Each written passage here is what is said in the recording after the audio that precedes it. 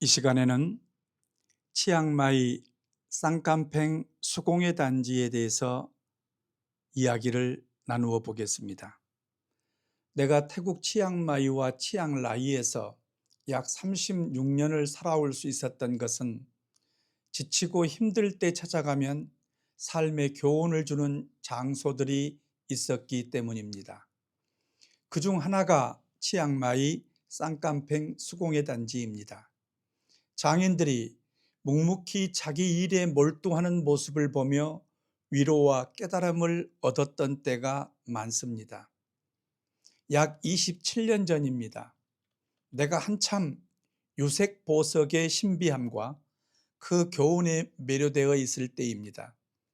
그날도 여러 마음 복잡한 일들이 있어서 머리를 식히려 수공예 단지 한 은공의 가게를 찾아갔습니다.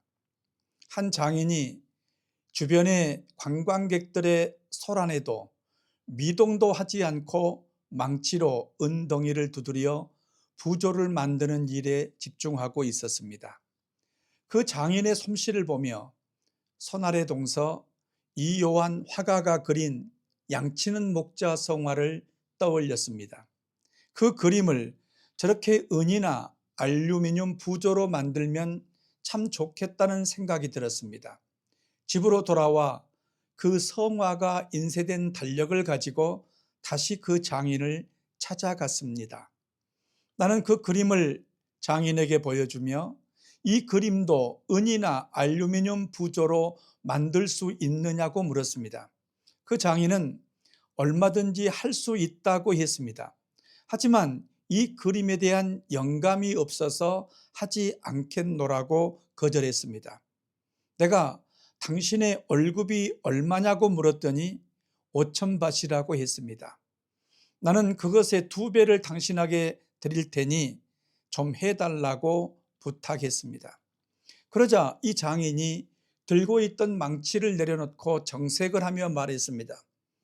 내가 하는 일을 당신 같은 관광객 정도의 생각으로 평가하지 말아 주십시오. 나는 순간 당황스러웠습니다.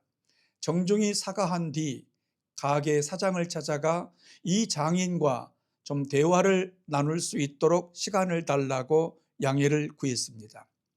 나는 음료수 2병을 사서 그 장인과 그늘에 앉아 대화를 나누었습니다. 나는 그러면 왜 이 일을 하십니까? 라고 물었습니다. 그 장인은 나는 돈을 벌려고 이 일을 하지 않습니다. 그냥 망치로 은이나 알루미늄을 두드려서 뭔가를 만드는 이 일이 너무 재밌습니다. 이것들을 두드려 머릿속에 있는 이미지를 부조로 형상화하는 그 과정이 즐겁고 그 시간에는 다른 어떤 생각도 들지 않습니다. 라고 말했습니다. 그는 나를 가게 안으로 데려가더니 벽에 전시된 대형 부조 작품을 보여주었습니다. 이건 내가 3년 동안 매일 하루 8시간 이상, 어떤 날은 20시간 가까이 두드려서 만든 것입니다.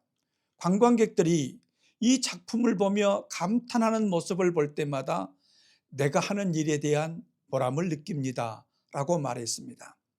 그동안 나는 평생 교회에 다니고 신학교 7년 동안 귀가 닳도록 들었던 소명, 사명에 대해 여전히 명확하게 내 말로 정의하지 못하고 있었습니다.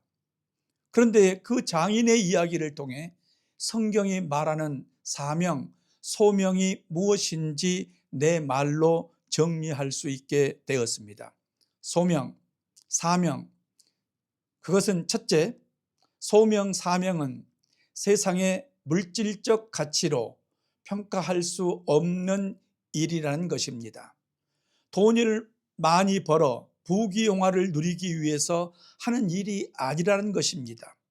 둘째, 소명, 사명은 그 일을 하는 과정이 즐겁고 재미있는 일이라는 것입니다. 소명자, 사명자는 그 일을 해가는 과정을 즐기는 자라는 것입니다. 피아노 앞에 오래 앉아 피아노 치는 것을 즐기는 사람이 음악가이고, 캔버스 앞에서 보내는 시간을 즐거워하는 사람이 화가이고 무대 위의 삶을 즐기는 사람이 광대이듯이 목사, 선교사는 하나님의 말씀을 주야로 묵상하며 하나님의 나라와 의를 사모하고 그 가치관을 나누는 것을 세상의 부귀영화보다 즐거워하고 감사하는 사람이어야 함을 깨달았습니다. 셋째, 소명자, 사명자는 그가 즐겨온 과정의 결과, 그의 공의로운 수고와 노력의 결과를 홀로 독점하지 않고 불특정 다수와 공유하고 나눌 줄 아는 사람이라는 것입니다. 교회가 세상의 빛이 되지 못하는 이유는 교회 안에 이런 사명자가 많지 않아서였구나. 정성 들여 수고하고 땀 흘리는 과정을 즐기기보다 수단 방법을 가리지 않아서였구나. 결과를 공유하지 않고 독점하려고 해서라는 사실을 깨달았습니다. 나는 신학교에서 깨닫지 못했고 목사, 선교사의 신분으로도 깨닫지 못했던 사명과 소명의 의미를 바로 이 수공예 단지의 장인에게서 배웠습니다.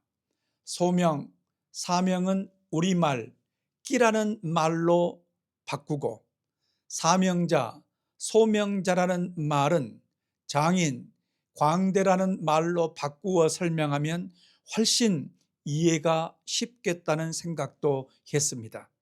그것은 평범한 작업의 반복 속에 있는 진리였고 내가 지금까지 사역자로 살아가는 이유에 대해 다시금 성찰하게 만든 소중한 배움이었습니다. 감사합니다. 여러분, 이 내용이 유익하다면 공유해 주시고 유튜브에 구독, 알림, 공유 부탁을 드립니다. 감사합니다.